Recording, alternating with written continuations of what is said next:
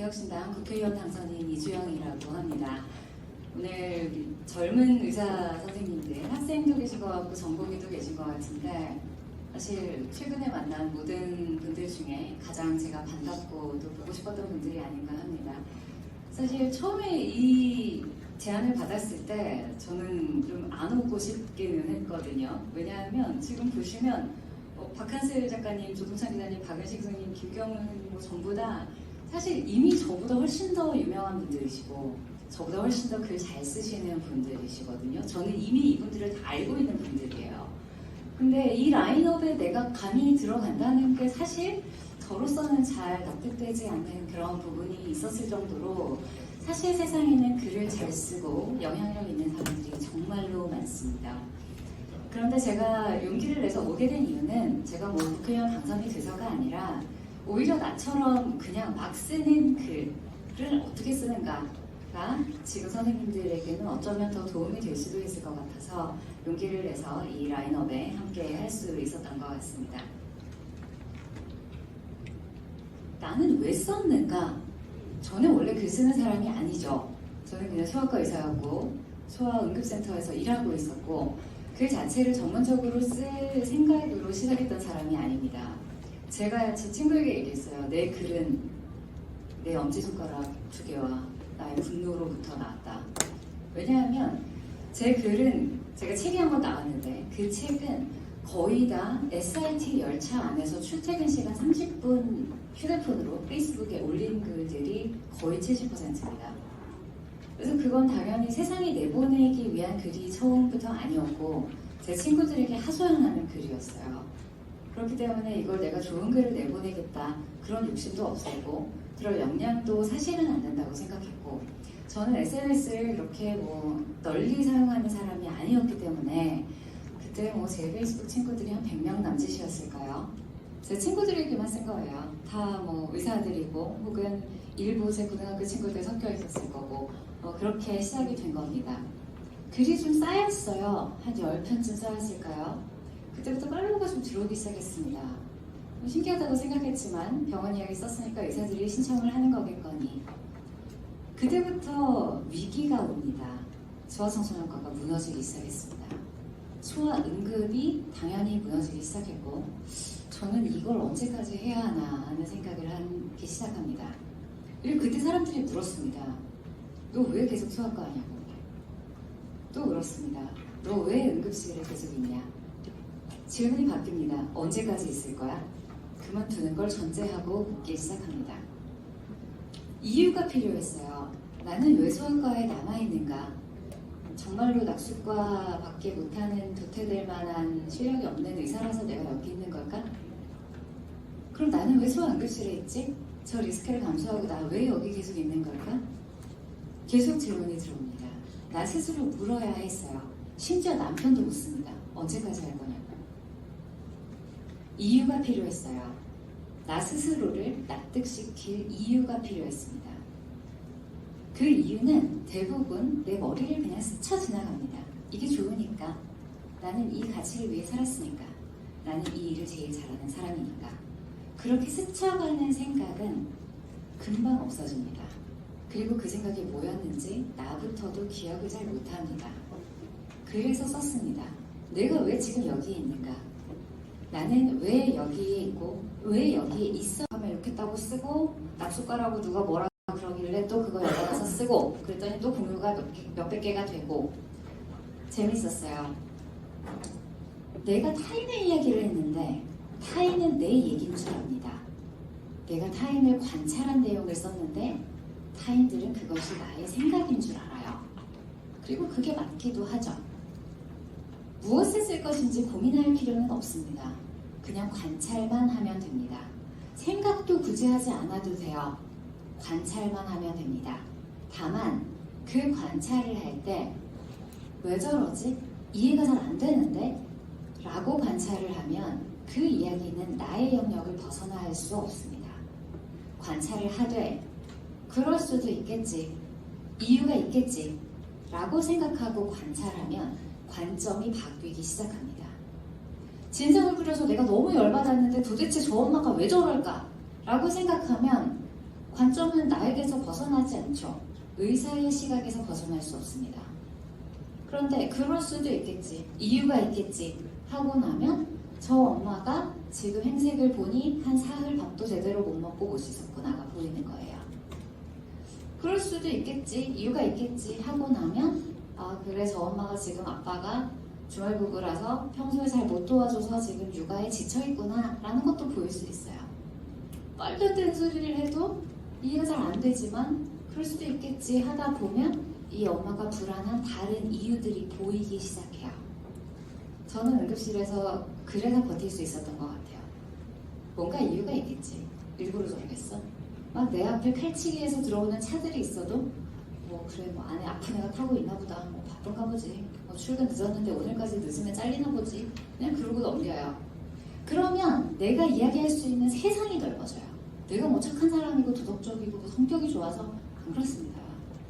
근데 그렇게 생각하는 게 내 영역을 확장하는 데 가장 유리합니다. 역지사지를 억지로 할 수는 없거든요. 늘 노력해야 되면 그 일은 못합니다. 그냥 기본 마인드셋을 그냥 느슨하게 가는 거예요. 그럴 수도 있겠지. 뭐 이유가 있나 보지. 그냥 그리고 마음을 비우는 겁니다. 내 인생이 가벼워지죠. 훨씬 좋습니다. 그러면 사람들이 성격 좋은 줄 알아요. 그럴 수도 있겠지. 굉장히 유리한 점이 많습니다. 그래서 타인을 관찰하되 그럴 수도 있겠지 하고 관찰하는 것, 그것이 저는 글쓰기의 시작이라고 생각합니다. 저는 오늘 이 어떻게 쓰는가를 제일 강조를 하고 싶어요. 이 어떻게 쓰는가가 안 되니까 못 쓰는 거잖아요. 글을 쓸 때 막히는 건 두 가지입니다. 하나는 첫 번째 문장을 어떻게 시작할 것인가, 두 번째는 이 글을 어떻게 완성할 것인가. 그 두 가지가 어려운데요. 그래서 저는 둘 다 안 했습니다. 처음을 문장으로 시작하지 않는 겁니다. 그래서 저는 카카오톡 나와의 대화를 많이 활용했어요. 뭔가 생각이 나는 걸 그냥 단어 그대로, 나오는 감정 그대로 적어보는 거예요. 자꾸 이렇게 소아과 진상 이야기를 해서 죄송한데 제 인생의 절반이 소아과 진상이라서 어쩔 수가 없어요. 자, 진상이 왔어요. 진상 씁니다. 그럼 카카오톡 나와의 대화에 진상 이 두 글자 써요. 소아응급실 진상 씁니다. 토요일의 진상, 비 오는 토요일 소아응급실의 진상, 이렇게 넓혀가는 거예요. 이걸 첫 번째부터 무슨 단어를 골라서 완결된 문장으로 쓸 것인가 이러기 시작하면 답이 없습니다. 특히 글을 처음 쓰시는 분들 정말 어렵습니다. 그 첫 문장이 다라고 해도 과언이 아니에요, 사실은. 우리 소설에도 보면은 그 정말 역사에 남는 첫 문장들이 있죠. 막 가와타가 야스나리의 설국이었다, 뭐 그런 거. 막 톨스토이도 막 그런 거, 톨스토이 맞나요? 그런 거 있죠. 행복한 가정은 모두 뭐 불행한 가정은 모두 뭐 다른데 행복한 가정은 뭐 비슷하다, 이런 막 그런 거 있어요. 그런 막 역사에 남는 첫 문장을 쓰려고 생각하지 마세요. 우리는 어차피 안 됩니다. 그래서 그냥 쓰는 거예요. 단어부터 시작하면 돼요. 공이모 프롬에 왔다. 공이모 프롬. 비가 온다. 이주영이 앞에서 잘난 척을 하고 있다. 무슨 말인지 잘 모르겠다. 아무튼 글을 쓰라는 것 같다. 막 쓰는 겁니다. 그냥 쓰는 거예요. 그 글이 처음 시작해서 완결된 문장으로 끝나지 않을 겁니다. 그래도 그냥 쓰는 겁니다. 그러다 보면 내 이야기가 갑자기 실타래가 하나가 쭉 풀린 것처럼 쭉 뽑혀나오는 순간이 있습니다. 그럼 그때 잡으면 됩니다. 그런데 그러려면 내가 만들어놓은 단어의 조합들, 내가 쌓아놓은 생각의 조합들이 그 카카오톡 나와의 대화 채팅창에 무수히 들어있어야 그 실타래의 한 줄이 나오기 시작합니다. 가볍게 시작하세요. 대신 그 글을 한 문장이라도 내가 완성을 해냈다면 그 문장을 들여다보기 바랍니다. 길지만 사실 읽을 가치가 없는 글들이 정말 많습니다. 단 한 줄의 캐치프레이즈지만 마음을 움직일 때도 있죠. 좋은 문장이라는 건 그런 겁니다. 그래서 저는 우리 애들이 뭐 이제 좀 커서 좀 긴 글을 읽을 만한 나이인데, 저는 그래서 어린이를 위한 뭐 무슨 그런 다이제스트판 이런 거 안 사줬어요. 너희가 이 책을 다 읽지 못할지언정 좋은 문장으로 쓰여진 글들을 계속 접하고 읽어보는 경험을 하는 것이 너희의 문장력, 나아가서 너희의 세계관을 완결시키는 것에 도움이 될 것이다. 그렇기 때문에 아이들의 말로 쉬운 단어로, 쉬운 문장 구조로만 쓴 책을 저는 초등학교 들어가면서부터 거의 안 사줍니다. 그냥 어른들이 읽는 그냥 오리지널 텍스트를 줘요. 다 못 읽죠. 하지만 그 과정에서 분명히 아이들이 배우는 게 있기 때문입니다. 좋은 문장을 다듬어 본다는 것은 내 생각을 다듬는다는 것이나 마찬가지입니다. 이 조사를 내가 왜 썼지? 여기에 도를 쓰는 것과 마저를 쓰는 것이 어떻게 다를까? 내가 이 두 문장을 연결해서 쓰는 것과 각각의 문장으로 쓰는 것이 어떻게 다를까? 그것이 중요한 이유는 그렇게 써야 내 생각이 그 수준으로 정돈되기 때문이에요. 처음에 제가 이유를 찾기 위해서라고 썼습니다. 그냥 이렇게 주절주절 쓰는 말로는 사실 결국은 이유를 찾을 수 없어요. 그렇게 주절주절 쓰다가 그 문장을 정리해서 하나 관통하는 메시지 단 한 줄을 만들어내는 것이 글쓰기의 정수입니다. 그것이 선생님들의 이유가 될 거예요. 그렇기 때문에 쉽게 시작하되 점점 더 나의 글을 어렵게 파봐야 됩니다. 그래야 내 생각이 정돈되고 그 다음 생각으로 연결할 수 있어요. 근데 그곳에는 항상 공백이 있을 겁니다. 음악을 하는 친구들이 있는지 모르겠는데 저는 원래 중학교 때까지는 음대를 가려고 했던 사람이거든요. 근데 물론 내가 한 6개월 받는 레슨비를 합쳐야 내 친구가 받는 2시간짜리 마스터 클래스를 들을 수 있다는 걸 알고 깨끗이 포기했어요. 그것도 내 인생의 위기였겠죠? 근데 피아노를 치다 보면 그런 게 있어요. 이 핑거 레가토라는 게 있어요. 페달을 밟지 않고 그냥 지나가는 음인데 손가락 하나를 건반을 누르고 이걸 떼지 않은 상태에서 다음 건반을 누르는 거예요. 그럼 음이 연결되죠. 그렇겠죠? 그런데 이 타건을 하지 않는 그 0. 몇 초의 순간 이 손가락이 연결되어 있음으로 인해서 연결되는 그 소리들이 있어요. 그것이 곡의 완성도를 결정합니다. 변주곡을 칠 때도 그래요. 변주곡은 이 반짝반짝 작은 별 같은 거 여러 바리에이션으로 치거든요. 그러면 거기에 있어서 완성도를 결정하는 건 그 바리에이션 각각의 중간에 들어오는 공백이에요. 그 쉼표를 어떻게 처리하느냐, 앞에 한 주제와 두 번째 나오는 이 변주 주제를 어떻게 연결하고 이 1초를 어떻게 해서 넘어가느냐가 그 곡의 완성도를 결정해요. 글도 똑같습니다. 내가 쓰는 글에 팔자 하나하나가 의미가 있다고 생각하지 마세요. 그 행간에 내가 무엇을 담을 수 있는가, 이 문단과 문단의 전환에 어떤 의미가 포함되는가, 그것들까지 생각할 수 있을 때 선생님들은 글을 앞으로 더 많이 쓰고 싶게 될 겁니다. 그건 마치 보물찾기에서 보물을 숨겨놓는 것 같은 재미이고 그걸 알아주는 사람들과만 소통할 수 있는 새로운 재미가 생기거든요. 쉽게 시작해서 어렵게 나아갈 것, 그리고 공백을 기억할 것. 저는 사실 유명한 사람이 아니었죠. 3개월 전에 제 이름 아는 사람 아무도 없었을걸요? 제가 왜 여기까지 와 있을까요? 저는 지난 1년이 너무나 신기한 일들의 연속이었어요. 제가 알려진 첫 번째 글은 정인이 사건 때문이었습니다.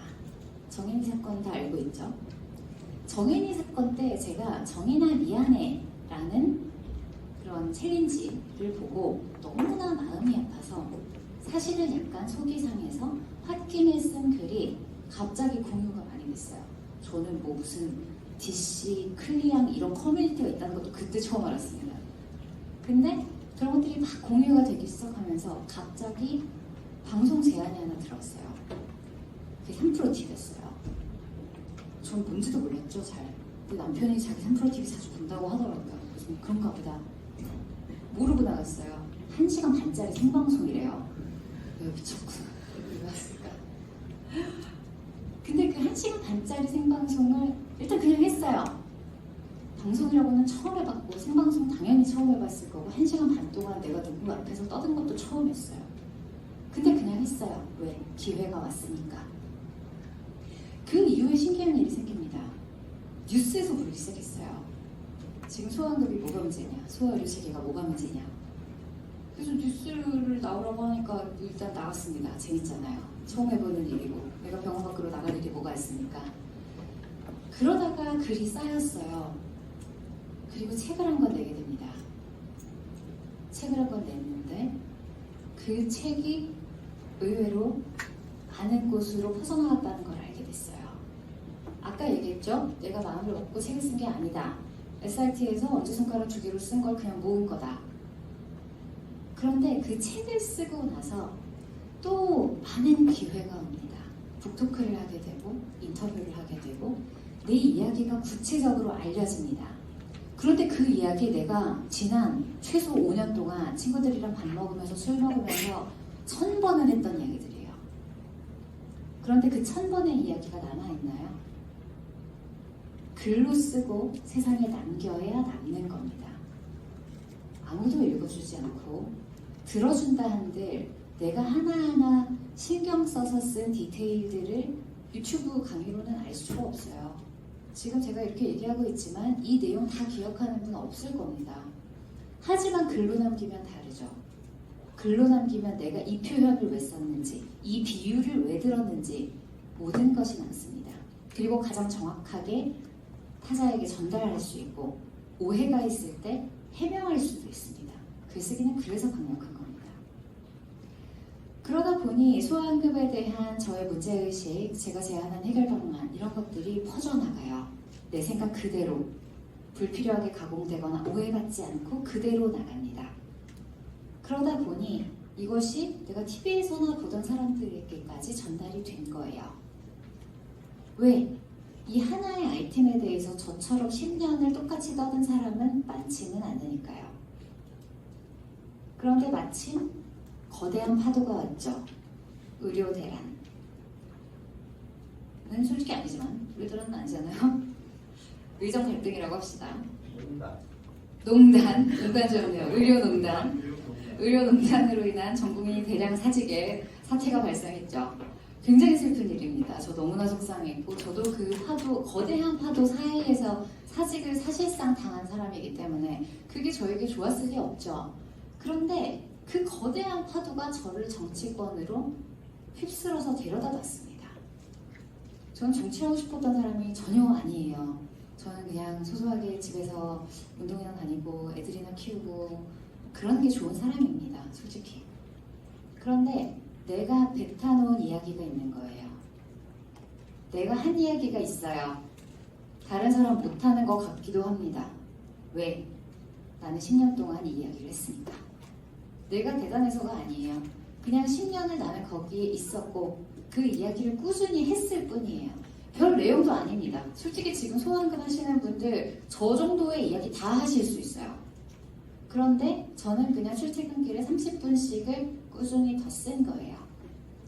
그래서 또 한 번의 기회가 왔죠. 사실 이번 기회는 좀 굳이 안 하려고는 해봤는데 결국 기회가 왔고 또 한 번의 인생이 바뀌는 것을 경험했습니다. 저는 이게 선생님들에게도 꼭 정치계가 아니라 경제계가 되었건 교육계가 되었건 산업계가 되었건 너무나 많은 영역에서 선생님들을 알아채게 해줄 수 있는 유일한 도구가 될 거라고 믿습니다. 수국이에요. 저는 제일 좋아하는 꽃이 수국입니다. 이 수국은 원래는 약간 초록빛, 흰빛 이런 빛으로 꽃이 핍니다. 이 자체의 색소로 내는 꽃이 아니에요. 그런데 토양의 산성, 염기성에 따라서 꽃의 색깔이 바뀝니다. 그래서 같은 나무를 심어도 토양의 성질에 따라서 이렇게 색이 다르게 표현이 돼요. 하나하나 다 완전히 다른 색깔 같지만 하나의 뿌리를 가지고 있고 전혀 다른 색깔이지만 사실 모두 굉장히 아름답죠. 전 선생님들이 이런 글을 썼으면 좋겠다고 생각합니다. 지금 내가 가진 색소가 하나도 없지만 내 주변의 것들을 끌어모으고 그것을 잘 반영하고 그것을 이렇게 내보일 수 있는, 그래서 이것이 나의 색깔이다, 나는 파란 수국이다 이야기할 수 있는 사람이 되었으면 좋겠다고 생각해요. 제가 수국을 좋아하는 또 하나의 이유는 수국은 꽃말이 좀 기가 찹니다. 이 파란 수국은 냉정이에요. 냉정과 냉담 뭐 이런 뜻을 가지고 있어요. 저 핑크색은 또 진실한 사랑이에요. 이 보라색은 진심과 오래 참는 사랑 뭐 이런 게 있습니다. 그리고 흰색은 변덕. 그런데 포용이라는 뜻도 있어요. 굉장히 이율배반적이고 말도 안 되는 것 같지만 저는 그게 참 글 쓰는 사람으로서 그리고 사회에서 일을 하는 사람으로서 너무나 필요한 소양이다 이렇게 생각을 합니다. 우리에게는 냉담해야 할 때가 있고 열정이 있어야 할 때가 있고 사랑에 빠져야 할 때가 있고 대신해야 될 때가 반드시 옵니다. 그것이 내 안에 다 담겨있고 언제든지 그 안에서 꺼냈을 수 있어야 그것이 진짜 내 모습으로서 성공할 수 있는 것이지 단 하나의 색깔만 있다. 나는 빨간 꽃으로 피었으니 빨간 꽃으로 죽겠다.